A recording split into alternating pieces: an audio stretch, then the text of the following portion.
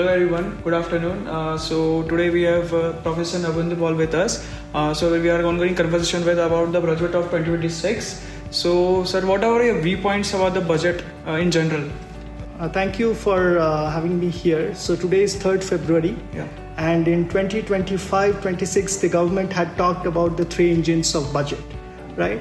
The government had talked about the agriculture as the first engine, the second being the MSME, and the third being the investment. This was something which happened last year. I mean, moving forward to this year, the government is talking about the three Kartavyas.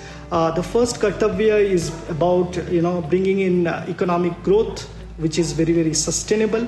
The second is about, talking about, the budget talks about the aspirations of the people and capacity building. And the third one is obviously to move along with all kinds of people, right? I mean, sabka saath, sabka vikas. So I think the budget is, a very inclusive budget altogether. Sir, do you have any special thoughts about the Christian budget infrastructure?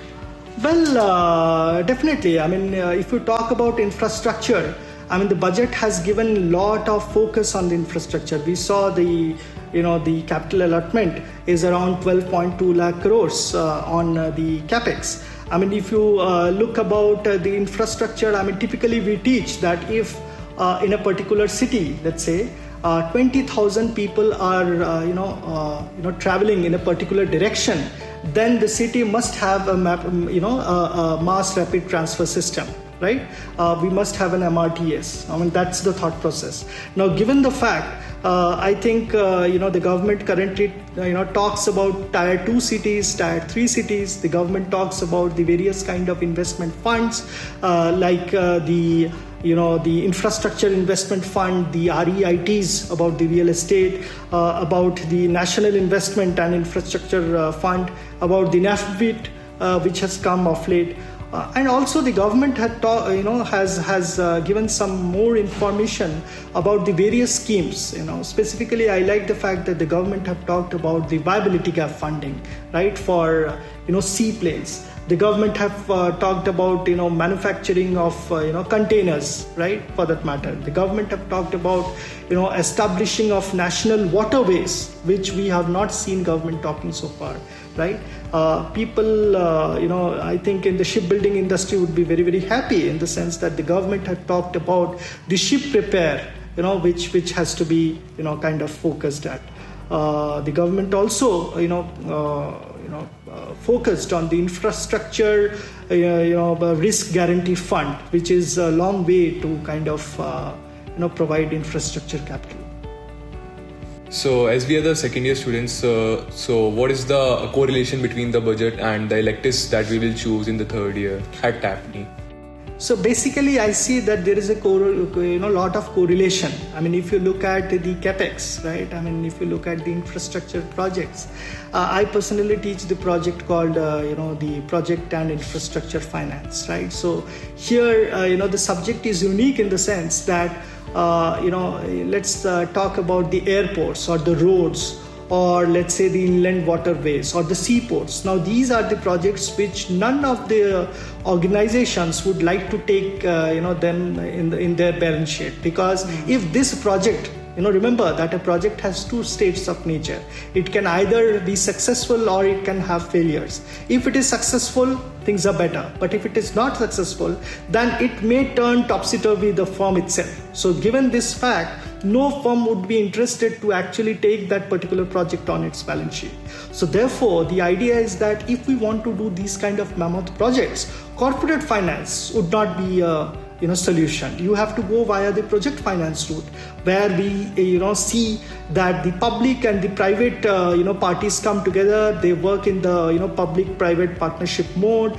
They set up the special purpose vehicle called the SPV, and then there is basically kind of hedging which is done. There is a barricade kind of put for the SPV, wherein you are kind of separating the SPV from the sponsor, right? So those kind of mechanisms we do teach in the class of project finance. Basically, the budget also talked about the various custom duty reliefs that typically would be given to the various components. For that, for example, if you let's say want to procure some aircraft material, right? In order to manufacture aircraft engines or aircraft parts, or you want to do a repair repair overhaul, etc. So all parts that you are trying to get as import, you will get a custom duty relief. So I think these are hardcore supply chain management concepts, and you will have to use them in the industry, no matter whether you are a supply chain specialist or a specialist in the marketing or as a specialist in the finance area. What are your viewpoints about, like, there is certain risks associated with the current budget, like they are mostly in the infrastructure, almost like 12.2 lakh crores. So what are viewpoints on that? So these projects would have definitely risk. These are mammoth projects. Okay, so every mammoth project, let's say take an example of the airport or the metro, okay, or let's say the seaport. They have their own individual risks, right? Remember, when you ask for lending, okay, and you are you are putting a road, you are constructing a road, you actually put a toll booth, isn't it? And then there would be the traffic. Now there can be a traffic risk, right? I mean, it's all contingent on the traffic inflow that your toll would be charged, right? And the revenue would be raised. But then the lender would not be willing to give you any kind of lending, right? So therefore you need a government guarantee in the form of annuity, at least for some periods, in the formative, in the first few years of the project. That is one thing. There can be other risks like syndication risk, right? So no bank would try to fund this particular project, because if this project fails, then the entire bank can go for a toss, right? So therefore they would actually ask for funding from different kind of banks. There would be a lead banker, there would be a lot of other bankers, there would be underwriters, there could be sub-underwriters, and there can be a possibility that during the contract negotiation, a particular bank says that they will provide capital, but when that capital is required, the capital was not provided. So these kind of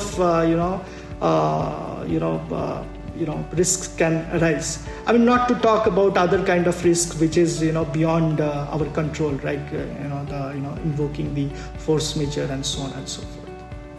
So thank you so much for this candid discussion, and thank you for participating in this fruitful session. So thank you everyone. Thank you so much.